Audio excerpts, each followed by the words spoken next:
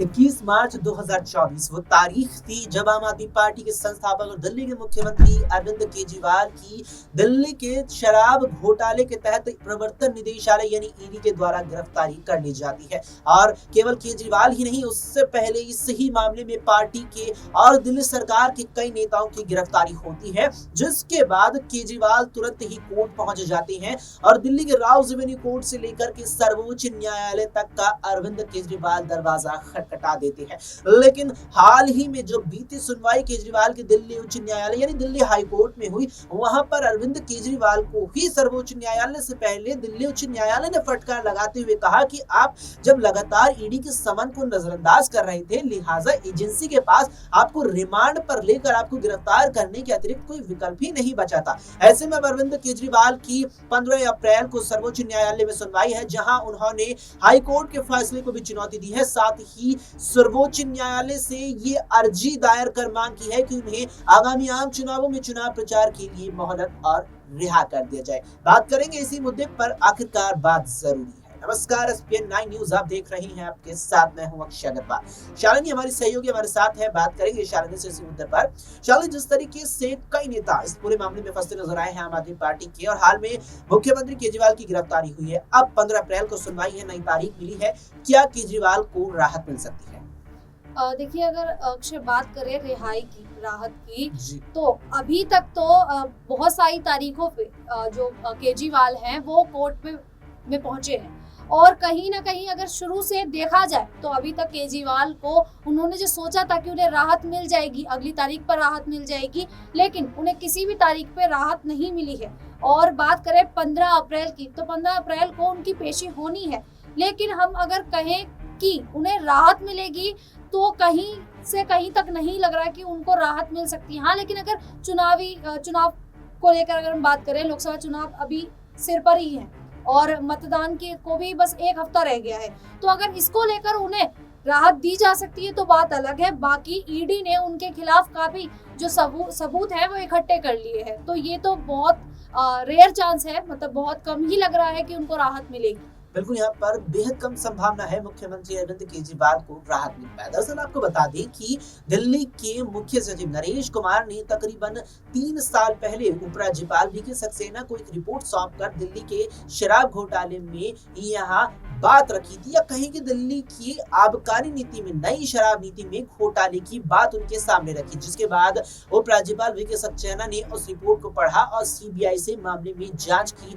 मांग की, सीबीआई से मामले में हस्तक्षेप की यहाँ एक प्रकार से गुहार लगाई, और उसके बाद यहाँ इस मामले में सीबीआई की एंट्री होती है, और सीबीआई के कुछ वक्त बाद ही ईडी की भी इस मामले में एंट्री होती है, क्योंकि जब यहाँ केंद्रीय अन्वेषण ब्यूरो इस मामले की जांच करता है तो पाता है कि दिल्ली के शराब नीति में घोटाला हुआ है और पैसों की बड़े स्तर पर गड़बड़ी हुई है, यानी कि वित्तीय अनियमितताएं पाई जाती हैं, और उसके आधार पर ईडी की इस मामले में एंट्री होती है। लेकिन अब जब मुख्यमंत्री केजरीवाल की गिरफ्तारी हुई है, तब से आम आदमी पार्टी भारतीय जनता पार्टी पर और भी ज्यादा हमलावर हो गए। इस बीच दिल्ली सरकार में मंत्री और पार्टी के दिग्गज नेता आतिश सिंह ने प्रेस कॉन्फ्रेंस करते हुए भारतीय जनता पार्टी पर पुरजोर तरीके से हमला बोला। जरा देखिए इस वीडियो में उन्होंने क्या कुछ कहा। आज मैं इस प्रेस वार्ता के माध्यम से दिल्ली के लोगों को और देश के लोगों को ये बताना चाहूंगी कि दिल्ली की चुनी हुई सरकार, आम आदमी पार्टी की सरकार,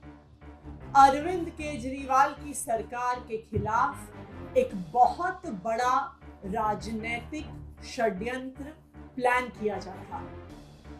हमें विश्वसनीय सूत्रों से पता चला है कि आने वाले कुछ दिनों में केंद्र सरकार, भारतीय जनता पार्टी शासित केंद्र सरकार दिल्ली में राष्ट्रपति शासन लगाने वाली है।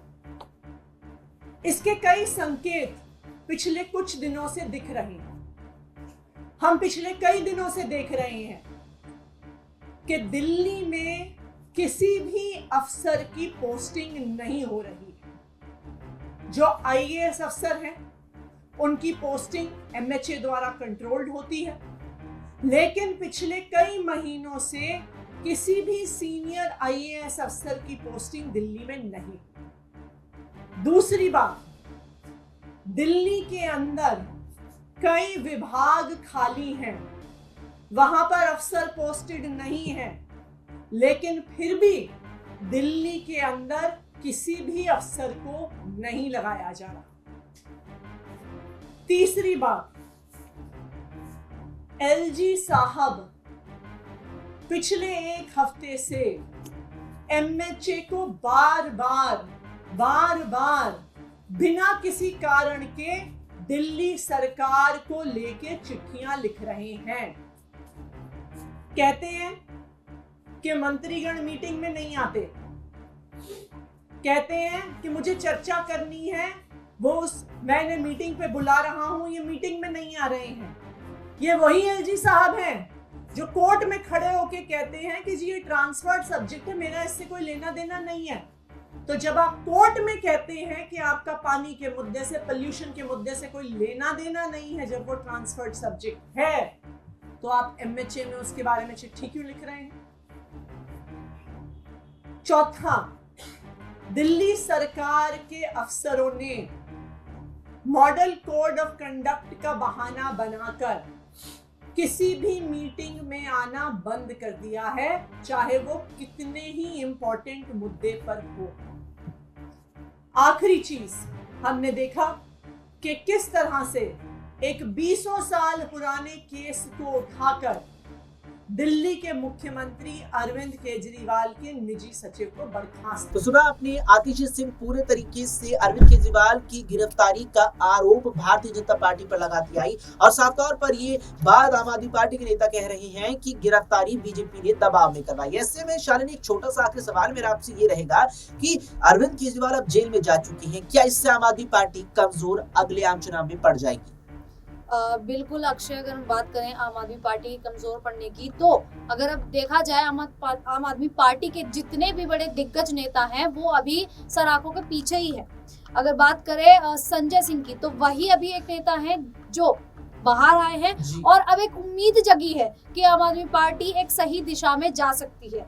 लेकिन वही अगर हम मनीष सिसोदिया की बात करें, के कविता की बात करें, आम आदमी पार्टी खुद जो केजरीवाल हैं वो अभी जेल में है, तो कहीं ना कहीं पार्टी तो लगभग 50% कमजोर पड़ती नजर ही आ रही है। और हो सकता है कि चुनाव में कहीं ना कहीं ये जो जेल में जो नेता जेल में है उनके द्वारा पार्टी कमजोर हो सकती है।